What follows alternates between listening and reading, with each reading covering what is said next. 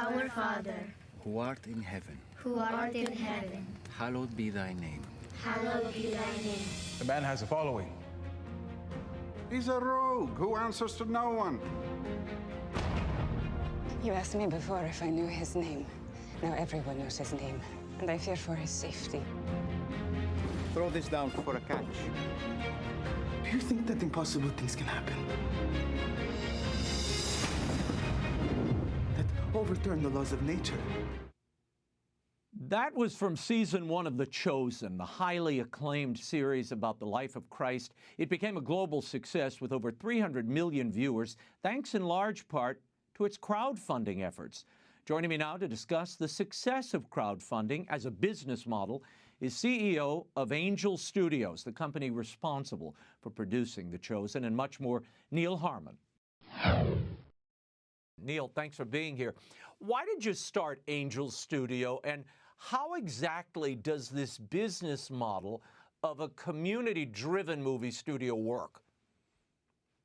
That's a great question. So Angel Studios was started by 4 brothers and a cousin, and we all had young children, and we were feeling the need for great storytelling in our homes that matches our values. And we learned that there were a lot of other people who felt the same as we did. And so we started this company with that purpose. But in the distribution business, there's a chicken and an egg problem. Right. In order to make a show that people love, you've got to have quite a bit of money and to do it well. And then in order to get enough investment to do it well, you've got to have distribution to justify the investment. And that's a chicken and an egg problem, but it was solved through Angel's crowdfunding model, and 19,000 people invested to make season 1 of The Chosen. Now, how does Angel Studios know what people are looking for, Neal? Well, the audience, we believe, are better at making decisions than a few elite executives in Hollywood. So what we do is when a creator wants to make a show with Angel Studios, they bring what we call a torch. It's a pilot or short film, and they show it to the audience. And then the audience says whether or not that gets greenlit. And now what happens if a project doesn't get the funding it needs? Do the people who've already invested get their money back? Is that how this works? Correct. So there's 2 stages. One is, first, there's a review in order to determine that the show is well made and that it amplifies light. And then the second stage is the crowdfunding. And the creator needs to say what budget they need in order to make a high quality show. So let's say it's $10 million. If they don't reach the $10 million number during the crowdfunding, then all the money gets sent back to the investors, and we know that the show shouldn't be greenlit. Now, The Chosen's now in its 3rd season of production. It began, as you mentioned, 19,000 investors investing $10 million. To date, $40 million has been raised for the series. Did you ever think it would be this successful and go on this long? So we believed that this could be a highly impactful show and that it could spread globally. The very first year of crowdfunding and the next year of the launch of the show made us believe that it was going to be a very long haul. So if you would have asked me 2 years ago, my expectations would be a lot lower. But we had some major breakthroughs that allowed this show to explode internationally, and it's becoming beloved throughout the world.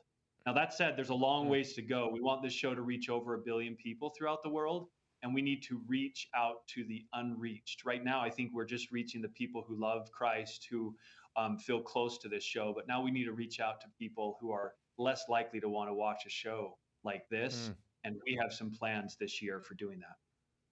Wow. Since The Chosen, you've moved forward to other shows. I mean, you funded other shows, the Tuttle Twins, the Wingfeather Saga. These are both children properties based on books, a book series. Dry Bar, a comedy series of stand-up comedians and more. Now, Angel Studios has secured almost $50 million in funding. Are you surprised by the demand for this kind of programming? Absolutely not. Because this is the reason we started the company. We didn't feel like that the Hollywood bubble was actually making the stuff that the rest of the world wanted to watch. They do a good job of making shows, but they don't do a great job of reflecting some of the values that the rest of us really hold on to. And so we're not surprised by the demand. We're very excited. I'll tell you what we are surprised about is that a lot of the shows that we're doing are creators who are coming from Hollywood who have been through that system and they want out. They want to come and make something that matters to them rather than being part of the Hollywood machine.